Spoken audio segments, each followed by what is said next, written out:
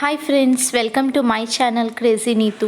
ఇవాళ white sauce pasta ఎలా తయారు చేయాలో తెలుసుకుందాం. ముందుగా ఒక గిన్నె తీసుకొని ఇందులో 1 లీటర్ నీళ్లు పోసుకొని ఇందులో 1 or 2 స్పూన్స్ ఆయిల్ వేసుకోవాలి. అలాగే రుచికి సరిపడా ఉప్పు వేసుకొని ఈ నీళ్ళని మరగనివ్వాలి.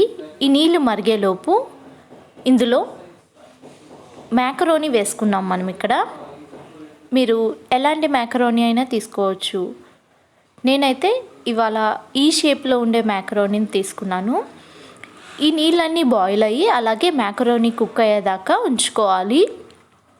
ఇప్పుడు వాటర్ అంతా బాయిల్ అయిపోయిన 2-3 మినిట్స్ తర్వాత చెక్ చేస్తున్నాము. పాస్తా అనేది చక్కగా కుక్ అయింది. ఇప్పుడు కుక్ అయింది అని అనిపించిన తర్వాత స్టవ్ ఆఫ్ చేసుకొని ఒక స్ట్రెయినర్లో వాటర్ తీసేసుకోవాలి.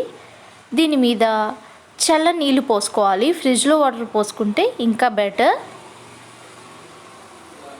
ఇలా నీళ్ళు పోసుకున్న తర్వాత 1 స్పూన్ ఆయిల్ వేసుకొని మొత్తం అంతా ఒకసారి కలిపేసుకోవాలి. ఇలా ఆయిల్ వేసి కలిపేసుకోవడం ద్వారా ఈ మ్యాకరోనీ ఒకదానికొకటి అతుక్కోకుండా సపరేట్గా ఉంటాయి.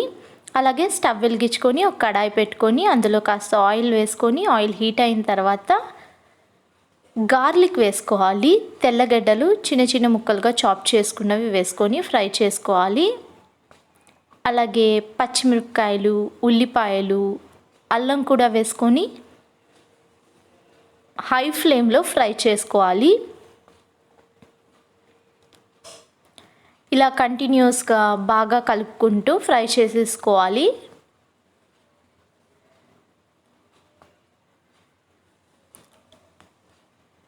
అలాగే కట్ చేసి పెట్టుకున్న క్యాప్సికమ్ ముక్కలు,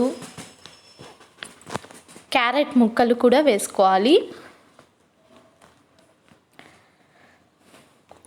బీనీస్ కూడా వేసుకోవాలి.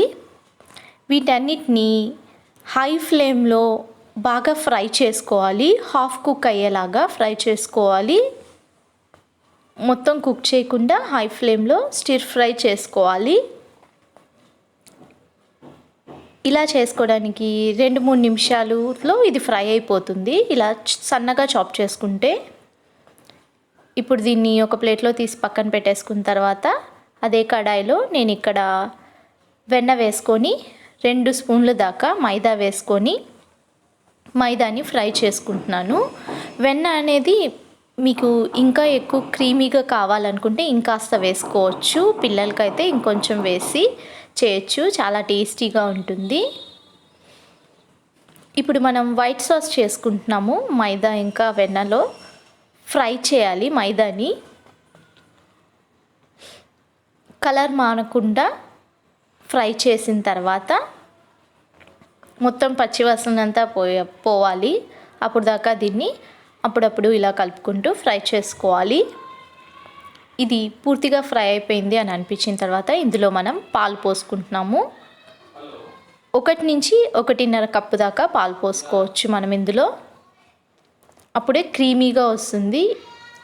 ఇలా కంటిన్యూస్గా కలుపుకుంటూ ఉండాలి. పాలు పోసిన తర్వాత ఎటువంటి లంప్స్ లేకుండా ఉండాలంటే ఇలాంటి విస్కర్ కానీ బీటర్ కానీ తీసుకొని ఇలా చక్కగా కలిపేసుకుంటే వైట్ సాస్ అనేది రెడీ అయిపోయింది. ఇప్పుడు ఇందులో చిల్లీ ఫ్లేక్స్ వేసుకున్నాము. అలాగే బ్లాక్ పెప్పర్ పౌడర్ వేసుకోవాలి. అలాగే రుచికి సరిపడా ఉప్పు వేసుకోవాలి. ఇప్పుడు ఏవైతే వేసామో అది వైట్ సాస్కి సరిపడా మాత్రమే వేసుకున్నాం మనం.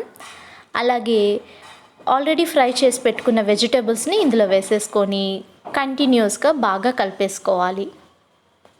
ఇలా కలిపేసుకున్న తర్వాత మ్యాకరోనీని కుక్ చేసి పెట్టుకున్నాం కదా, దాన్ని ఇందులో వేసేసుకోవాలి. ఇలా వేసేసుకొని మొత్తం అంతా కలిసేలా బాగా కలిపేసుకోవాలి. ఇప్పుడు మీ కన్సిస్టెన్సీ తగ్గట్టు మీకు ఇలా థిక్గా కావాలంటే ఇలాగే ఉంచుకోవచ్చు, లేదంటే ఇంకో 1/4 కప్ మిల్క్ వేసుకోవచ్చు. ఇప్పుడు మళ్ళీ సీజనింగ్ కోసం చిల్లీ ఫ్లేక్స్, మిరియాల పొడి, ఆరిగానో కానీ మిక్స్డ్ హర్బ్స్ కానీ ఏది ఉంటే అది వేసేసుకొని మనకి ఎలా నచ్చుతుందో థిక్గానా లిక్విడీగానా అలా బాగా మొత్తం మ్యాకరోనీ కూడా హీట్ అయిన తర్వాత వేడివేడిగా సర్వ్ చేసేసుకోవడమే. అంతే అండి. Restaurant style white sauce pasta ఇంట్లోనే ఎంత ఈజీగా తయారు చేసుకోవచ్చో చూశారు కదా.